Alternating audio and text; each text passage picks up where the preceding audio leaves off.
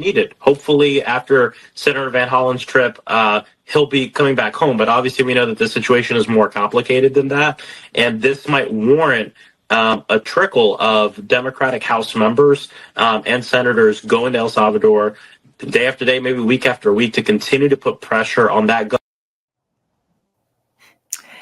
Democrats really, really, really want gang members, Latin gang members, and paramilitary troopers to remain in our country. Despite that, Donald Trump continues to push forward with deportations and rolling back benefits to illegals. In fact, as we brought to you yesterday in this live half hour here on Lindell TV at 2:30 p.m. Eastern, President Trump did in fact sign that executive order that would bar undocumented immigrants from receiving Social Security benefits. This is something that he pushed for even in his first term. Joining us now for more on this is our own correspondent, Allison Steinberg, who is live at the White House, who has been covering this topic specifically in depth. Allison, Democrats just cannot stand that illegal criminals would be deported, right? They are obsessed with this topic. I feel like I've been covering this for a month now, even though it's just been like 2 weeks.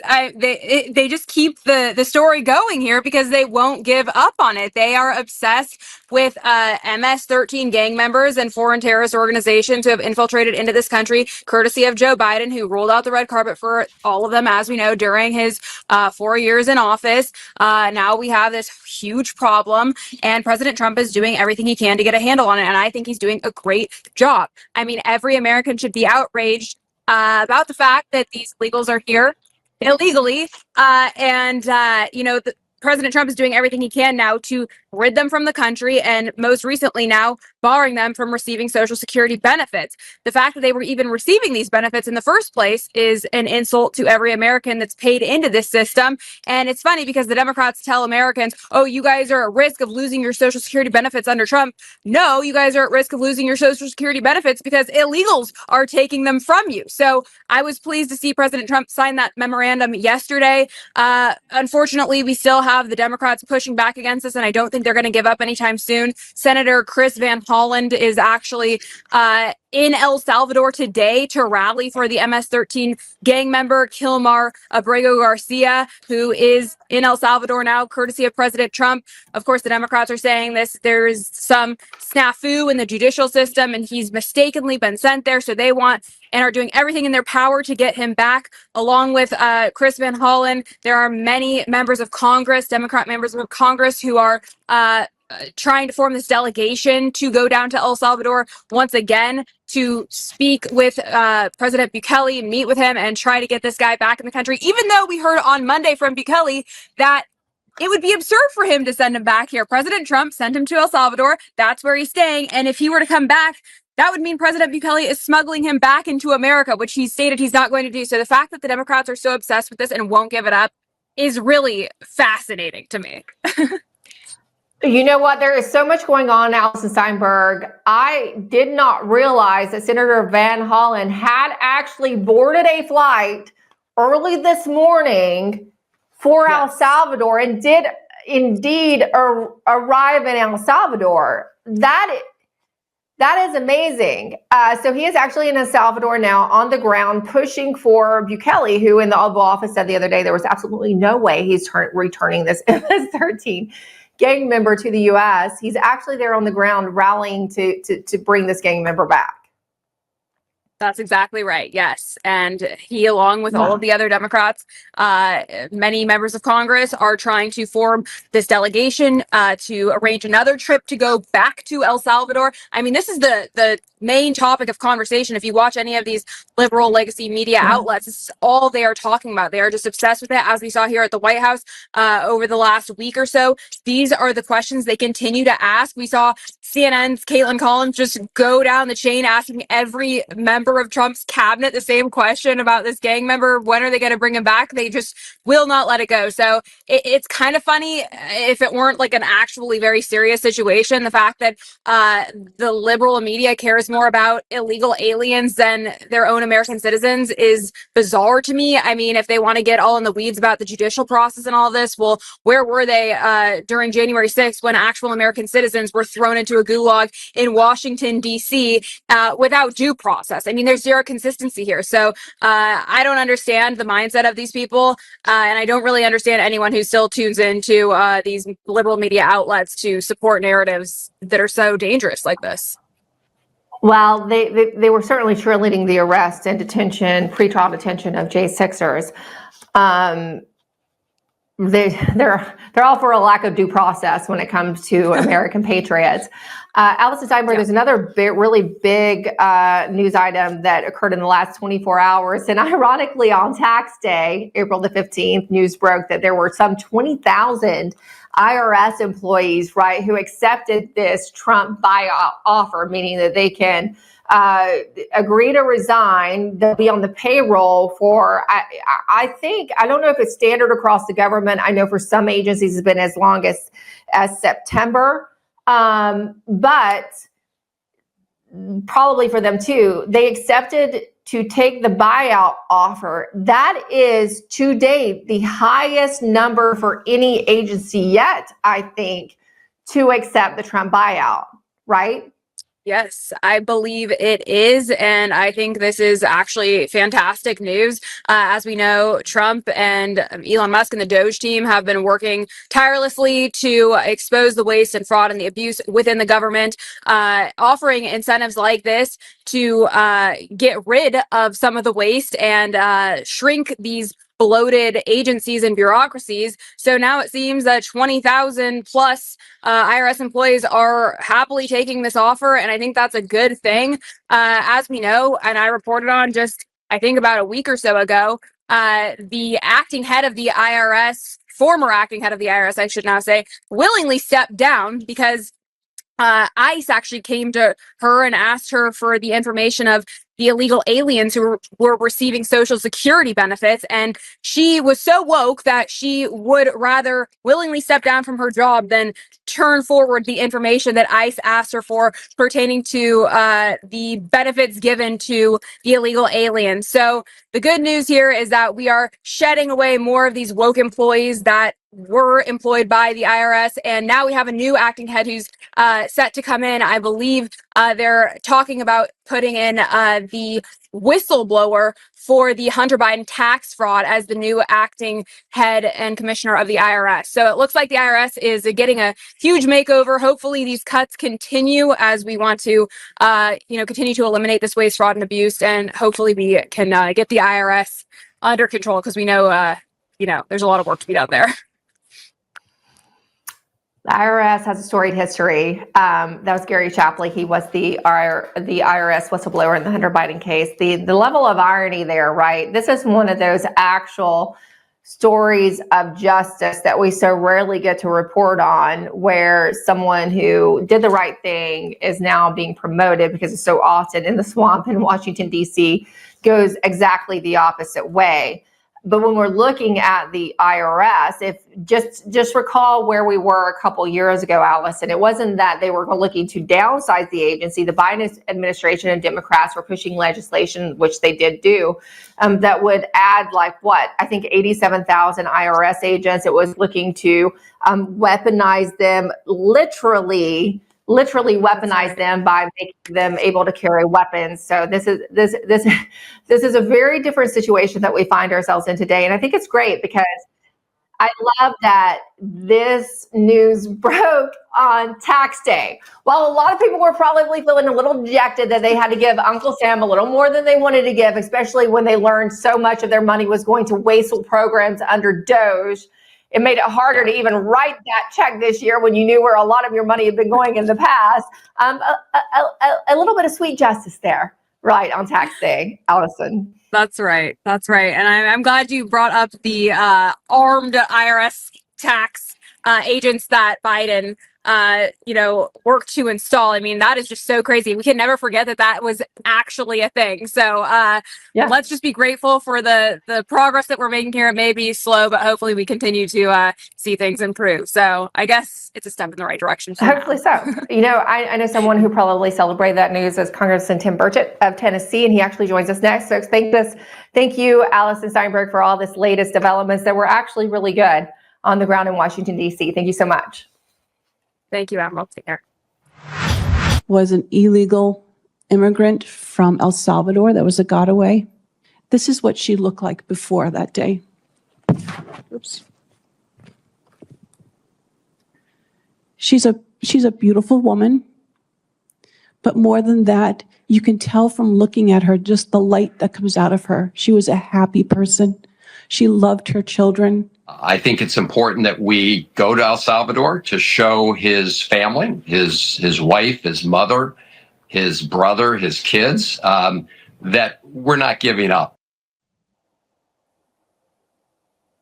If you need a more stark contrast than good and evil than that, then there's no hope for you. That is absolutely gut-wrenching to watch as a mother myself. That was the mother of a woman who was recently brutally murdered and raped by an illegal immigrant from El Salvador, telling Congress of her daughter's grisly fate at the hands of a violent man who should not have been in this country to start with. To which Maryland Democratic Party Senator Van Hollen responded by siding with the woman's alleged rapist and murderer, who, as we just told you a moment ago, is actually now on the ground in El Salvador to demand the return of this murderous gang member. All this has prompted Congressman Tim Burchett, our next guest, to tweet, quote, "It's hard to believe that the left is more upset over one person who came illegally being deported than they are over an American who was murdered, trafficked, or raped by an illegal." And Congressman Tim Burchett is a Republican representative from Tennessee's 2nd District, which I feel like is close to my home. He can be followed on Twitter or X at Tim Burchett. Congressman, I mean, honestly, the Trump team couldn't ask for better press as to their deportation policy, with the Democrats going out there and actually defending violent criminals. What do you make of Senator Van Hollen going to El Salvador, first off? And now there's also a delegation in the works of your colleagues to head down there to defend this individual who is an established illegal, Congressman. Well, first of all, I appreciate Allison reporting on the IRS situation and you bringing it to light. We'll get to this that too. As well. This is just nothing short of demonic. These people have murdered, raped, trafficked children, and yet the Democrat Party is making it their mission to bring these dirtbags back into our country. The only thing that you bring them back in this country to do is to execute them. And I'm not being over dramatic. These people are murderers. When are we going to learn what has happened to my grandparents' Democrat Party? I'll tell you what's happened. It's been ambushed by far left extremists, Marxists, and anarchists. There's nothing short of that in this explanation, because that is exactly who they are, and they're telling us who they are. And I think Americans should be angry at this. You should be angry that a U.S. senator is using your tax dollars to bring somebody of this caliber back into our country and is defending them. Where were they when all these kids had been raped and murdered and died? You know, a young man who I knew and his family I know very well, the Corcorans, his daddy was a fireman. He was killed by a drunk illegal. And, I remembered the Democrats were in power then, and they wouldn't even meet with these people. Thank God we've got somebody like Holman who's running the show on immigration, and Donald J. Trump's in the White House, because this just cannot continue. And despite the bad press, right, which we've seen Republican administrations respond to in the past, it seems like Donald Trump is forging ahead with this. He did sign that executive order yesterday that would which it just seems common sense, right? In Social Security benefits for illegals. That also has an impact on the voter rolls, as well, as Elon Musk has pointed out.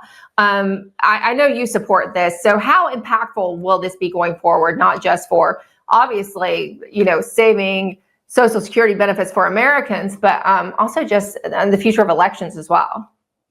Well, it depends until some radical left-wing judge appointed by a Democrat president steps in and derails it. That's what's been our biggest problem. That's what, outside of the Republicans not having the guts to move bills forward that are that deal with Doge. You know, I mean, right after the Marjorie Taylor Greene's NPR hearings, why didn't we have a bill on the floor that next week or that next day, for goodness sakes? You know, we're missing so many opportunities. It's very scary. You know, as I tell people, those post offices, they're not going to name themselves. You know, my own bill to defund the Taliban, $40 million a week they're getting of our tax dollars. And it's been over a year. You know, I passed it last year. This year, the Democrats tried to take the NGOs, which there's close to 1,000 of them in Afghanistan that are operating, that your tax dollars are going to. And they tried to take that component out, basically gutting the bill. And, you know, where's our urgency? We have got to attack this thing. Donald Trump cannot do it on his own. And the reason he did the tariffs on China, because we don't have the guts to do it, because we've sold America out. The United States Congress has continuously, you know, we worry about a 1950s technology balloon from China flying over our country. And we've got Chinese folks that are running, Chinese companies running our commissaries in our military bases. So they know when, you know, they go, what's that hurt? Well, they know who's in there, who's making purchases. They know which groups are militarily active that maybe aren't public knowledge. They know the movements of our troops. You know, this thing has just gone on too long. Trump's calling it out, and we need to stand by him and quit with all the behind the scenes detractions of him. We're going to lose our country, and that's not over the board, over the top talk. That is truth. So you brought up the China and tariff issue. Even the Teamsters are supporting Trump's tariffs, right? And are consequently turning on the Democrats by placing banners like this one. We'll get it up in a moment, showing how United Airlines relies on Chinese firms, Congressman, to maintain their U.S.-based aircraft. China has cut off U.S. access to rare earth minerals. They control 70% of the world's stockpile of known rare earth minerals, which are, we need those for advanced technology and all the other things that Democrats say they need. But like you said, it takes Trump because Congress wouldn't do that. Yeah, why? And well, I'll tell you, we've got a lot of those rare earth minerals here in America.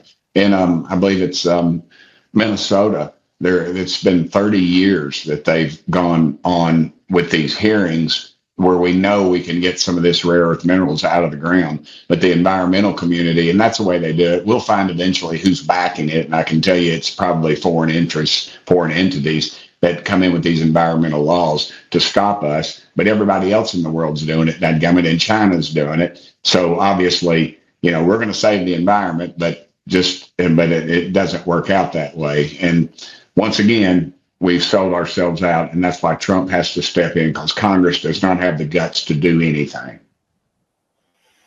Yeah, because like you noted, we don't necessarily have to rely on China for rare earth minerals.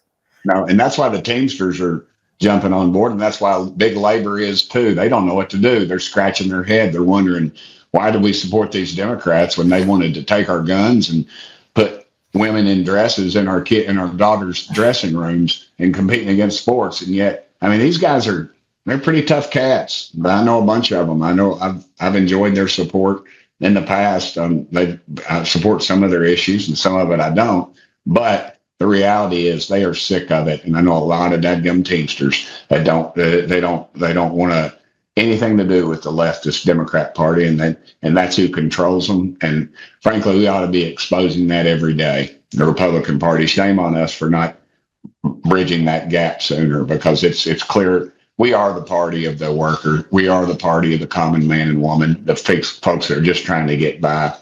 And the Democrats are celebrating, you know, they were celebrating bringing on all these new IRS agents, for goodness sakes. And they were 30 or 40,000 and giving them agents. guns. It's the only time they're in support of giving guns, right? Yeah, and there's not even 1,000. I don't think there's 1,000 billionaires in this country. And what were they going to do? 40 to 50 per billionaire? No, why heck no. They were going to come after. Well, they weren't you going and for me. the billionaires. We know that. No, that was a lie. Heck no, that's a lie. And they're just coming after working people. And with automation and computers and AI and everything now, we ought to be able to do that a lot cheaper, not bring on more people that are just going to be lifetime employees and loyal little Democrat servants. Congressman, I want to get back to your defunding the Taliban legislation. I know it's unbelievably been a little bit tough for you to get support in the Congress for it. It should be a non-starter. What about the Trump administration? How supportive have they been with you and their legislative team?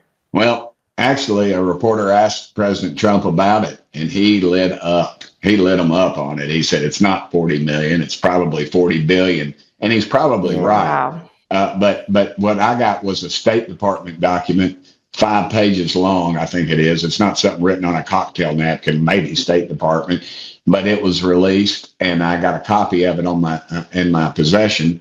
That states, in fact, that it's probably around 5 billion just the Taliban, just Afghanistan. You've got 1,000 NGOs, non-government organizations that are funneling this money. The money goes through a bank with the 3 areas of transaction that they use, official. The Taliban takes a cut off the top, and we know that. And then with these NGOs that the Democrats fought like cats and a direct party line vote, they fought to take the NGOs out of the bill. And that's where the money was coming from. And why is that?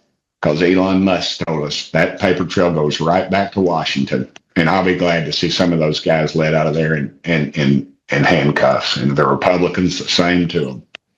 That brings us to the next question I have for you, because we've been, I'll be honest with you, Congressman, I've been on the phone all day long with people from the State Department, Pentagon, expressing concern about, you mentioned there are, in so many words, subversives who are still trying to thwart the Trump America First agenda, right?